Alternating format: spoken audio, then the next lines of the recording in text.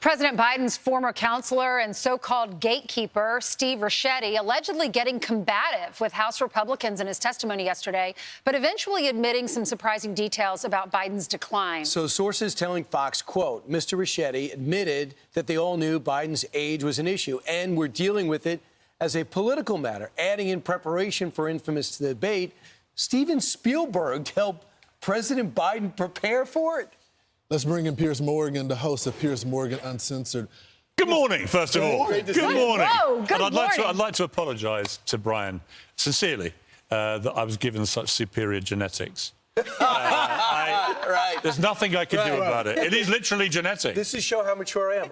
I'm okay with it. I'm okay with being inferior. You know, and I just wanted to get that off my chest. Right. But it's lovely to see you. And thanks for the weather. It's been absolutely, even by New York standards, your weather's been nuts. So thank you. Okay. What do you make up of this? I'm surprised none of the Democrats there has asked for a deal. And just be transparent. Oh, the whole thing is ridiculous.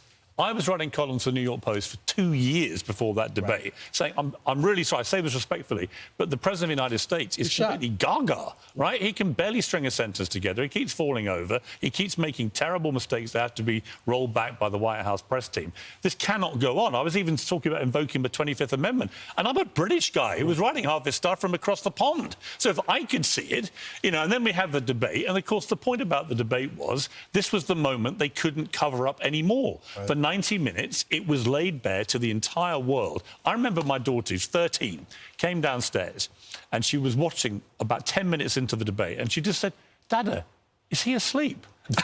Right, she's 13, right? So you don't need to be anything more than a 13-year-old who sees a guy who's basically half asleep. And I would put this to you. You know why? Good genes. Very good genes. Immaculate genes. But let me give you two ages. Donald Trump is 79. Right, he's about, what, 2 years younger than Biden? Mick Jagger is only 7 months younger than Joe Biden. Wow. So this is not about age, right? This is about competency and mental cognitive ability. And there's no doubt, because Mick Jagger prances around a stage for 2 hours every night on world tours, and he's 7 months younger than Biden. So I never buy into this. It's not an ageist thing. It was a commentary on his cognitive decline. And I watched this guy. Of course he's going to say this, because he's part of the cover-up. This was a guy who was there who knew that they were spinning this nonsense to the American people. If I was an American, I would love to be an American, actually. I think you're wonderful people. Thank you. If I get the accent right, I'll think about it. But if I was American, I'd feel really cheated. Absolutely. I would feel that for a very long period of time, I was spun a lie. And then the moment it was laid bare in that debate, then the George Clooney's come out and say, as if they didn't know before, then the Obamas, then all the others. And it's like, no, you all knew. You know, the thing about Spielberg, I mean, look, he was brought in to save Private Biden. And he ended up giving us another sequel to Jurassic Park. Right? And that's nice. I'm sorry. I was working on that all morning. Yes. So you should have had that gut felt Piers, last night. we want to talk to you about Sharon Osbourne, because I saw your post yesterday. You really loved her. You worked with her 5 seasons I did. on America's Got Talent. And you know her very well. And she was with us on set when we were reporting on the Queen's funeral. Yeah. Tell me what you thought about that reaction yesterday. There were so many people lining the streets of Birmingham. You know, it's very heartbreaking in one way. I watched Sharon yesterday. I teared up watching it because I've known Sharon a long time. She's a very, very close friend of mine. And to see her so broken in the way that she was, they were married nearly 50 years. Wow. And they never pretended they had the perfect marriage. They had probably more challenges than most marriages would ever go through. But what they had underpinning it was a ferocious love. It was an undimmed, ferocious love. And when I saw Sharon without her Ozzy, you know, it did make me choke up, actually, that very picture. You texted with him, you said. Yeah, I texted with both of them because it was, I say it's heartbreaking, but also if you could have scripted a way for Ozzy to go, actually, I think what he would have done is said, I would like to have a farewell concert in Birmingham, the city where he grew up as a young lad, where Black Sabbath were formed.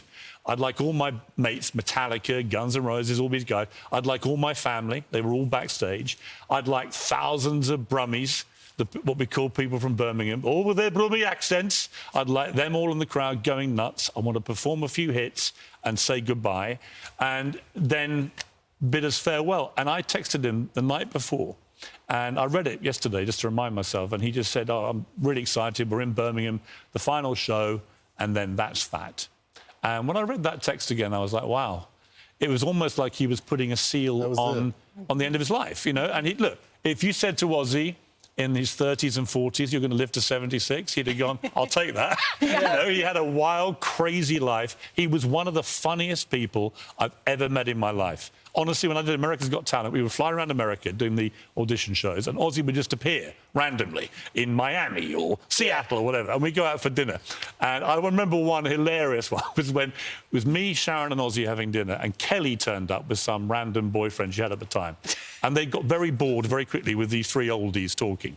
So they left, and then they went round, and there were windows like this, like French windows, doors, so with glass fronts. And the pair of them dropped their trousers and moonied through to the three of us at the table. Crazy. And Sharon and Ozzy were, like, enraged. And they're like, this is disgusting behaviour. And I went, from you two? Really? Yeah. You don't think that's a product of their environment? Right. And then Ozzy burst out laughing. He laughed like a drain for about 10 minutes because he realised the absurdity of trying to pretend that his child wasn't going to behave a bit like him. But they were a special couple.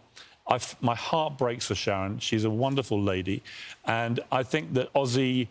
I think the manner of his departure, the scale of the mourners that came out, and almost part mourning and part celebrating this amazing guy's life, I think people have been taken aback by the scale of it. Wow, and there's going to be a private funeral today, I think, with just a few family and friends. But yesterday, for Ozzy, was him saying goodbye to the people of Birmingham. And I've not seen crowds like that for somebody's funeral in the UK, probably outside of a royal ceremony. So it was amazing. Piers Morgan, you are amazing. Thank Great you. to see And I'm sorry again about the genetics, but what can you do? Some people get these genes, some people get those genes, buddy. It's just the way that's the way life goes. This is the third time he's hit me. And The you way guys the have got cookie this in a minute. crumbles. Hey, I'm Steve Ducey. I'm Brian Kilmeade. And I'm Ainsley Earhart. And click here to subscribe to the Fox News YouTube page to catch our hottest interviews and most compelling analysis.